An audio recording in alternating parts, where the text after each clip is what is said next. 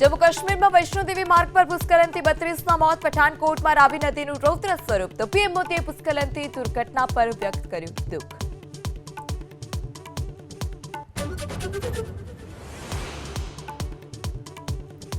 CR પાટીલે રાજ્ય મંત્રીમંડળના વિસ્તરણના સંકેત આપ્યાના સમાચારની પુષ્ટિ। ધારાસભ્ય દર્શિતા શાહે કહ્યું, ટૂંક સમયમાં સીઆર પાટીલ જ કરશે જાહેરાત। પાટીલ સાહેબે ગઈકાલે અમારી મિટિંગમાં જાહેરાત કરી છે। એ બાબતે તમામ માહિતી પાટીલ સાહેબ દ્વારાથી આપને જાણ કરવામાં આવશે। બેફામ ફી વસૂલાતી હોવાનો અમદાવાદના ચાંદખેડાની એશિયન ગ્લોબલ સ્કૂલ પર એનએસયુઆઈનો આરોપ। સ્કૂલના સ્ટાફને ધમકી આપ્યાના આરોપમાં એનએસયુઆઈના શહેર પ્રમુખ સહિત 4 સામે પોલીસ ફરિયાદ।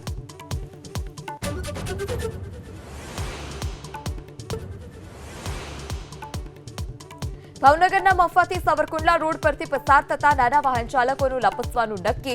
માટીથી ખાડાનું પુરાણ કરતા અનેક વાહન ચાલકો લપસ્યા।